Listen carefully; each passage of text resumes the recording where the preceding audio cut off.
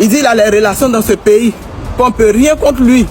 Mais que devient la Côte d'Ivoire? Quels sont ces gens de personnes qui ont tellement le pouvoir qu'ils piétinent la liberté, l'intégralité, mais surtout l'épanouissement des autres Ivoiriens? N'est-ce pas tous les Ivoiriens devaient être traités de la même façon? Où est réellement passée la justice ivoirienne? Je suis tombé sur cette vidéo qui m'a écœuré, que je m'apprête à partager avec vous, mais tout d'abord je vous fais le briefing.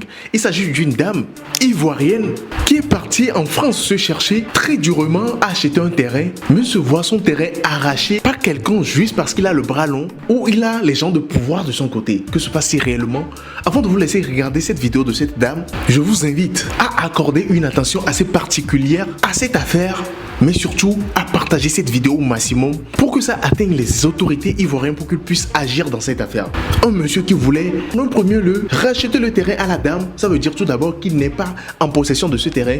Mais ce monsieur va jusqu'à faire des papiers sur ce terrain, des papiers qui lui donnent le droit de propriété sur ce terrain. Ça devient grave alors que la dame a acheté son terrain depuis 2017 et le monsieur a fait ses papiers sur le terrain, des papiers qui stipulent que le monsieur en question est en possession de ce terrain depuis 2020. Que se passe-t-il réellement? Je vous invite à regarder la plainte de cette jeune dame qui s'est tout d'abord plaint auprès des autorités compétentes qui ont négligé cette affaire et a ramené ça sur les réseaux, car aujourd'hui les réseaux sociaux ont un pouvoir assez énorme et ça aide beaucoup la population. Et si on usait de ce pouvoir pour aider cette dame, partagez cette vidéo au maximum et on se retrouve à la fin pour la décortication. Regarde.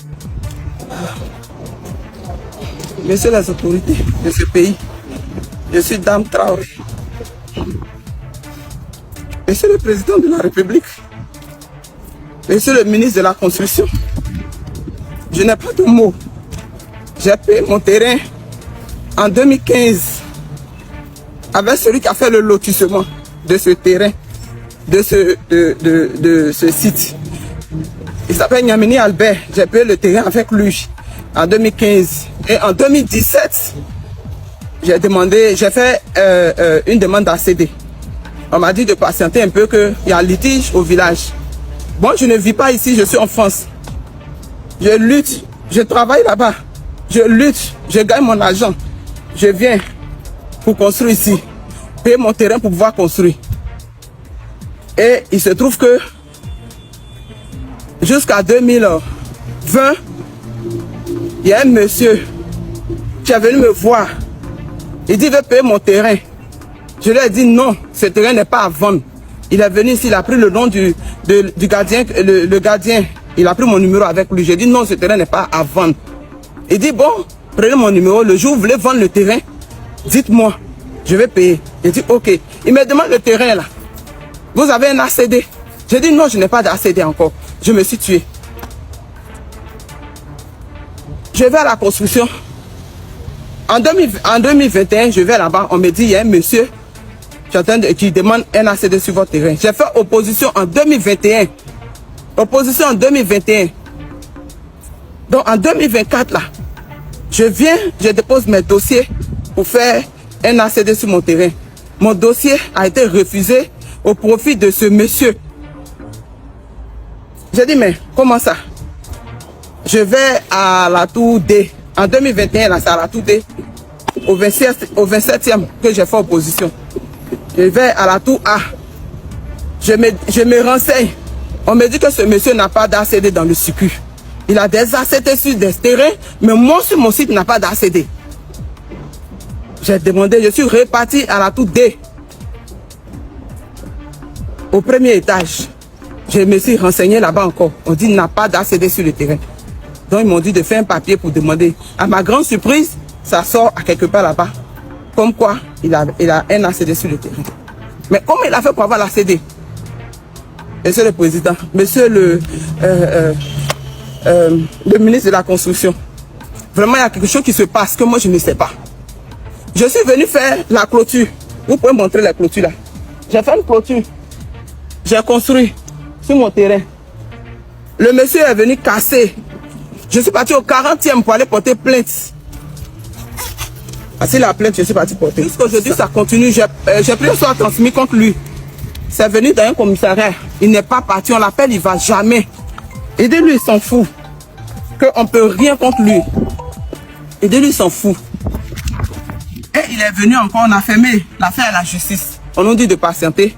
de fermer, d'arrêter les travaux jusqu'à la décision de la justice. Avant-hier, j'arrive, il est venu casser le portail et il a cassé encore. Vous pouvez montrer. Il est venu casser sans décision de justice, sans rien. Il est venu casser et il a commencé à construire. Et même, il prend mon sable. Il prend mon sable et mes graviers. Je suis venu, il a envoyé des loubas sur le terrain, il veut me frapper. Donc je fais recours à vous, aidez-moi. Parce que je n'ai plus personne.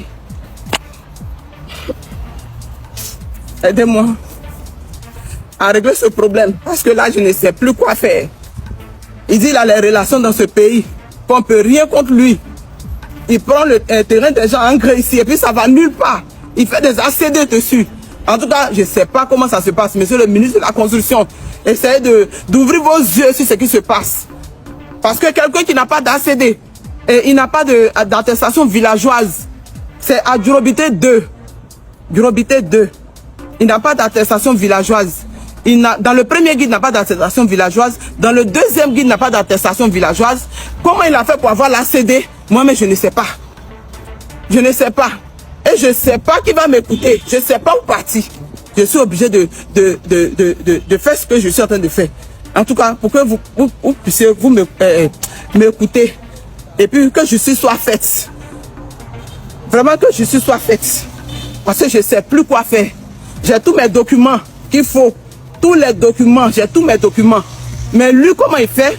Ils ont un réseau au niveau d'Angré ici. Et ils se font des terrains. Ils prennent terrain des gens. Ils prennent des terrains des gens. Comment ils font? Il y a beaucoup d'hommes qui se plaignent de lui. Et tout le monde sait. Tout le monde se plaint de lui. On est au procès. Il y a au moins 7 personnes qui sont au procès contre lui. Sur vol de terrain. Il est là, il vole le terrain des gens en Angré ici. Et puis personne ne peut parler. Comme quoi il connaît des autorités de ce pays. Monsieur le Président, Monsieur le ministre de la Construction, voici un problème qui est là. Un problème qui est là. Essayez de voir ce réseau-là. Parce que nous, on n'a personne. Moi, j'ai personne.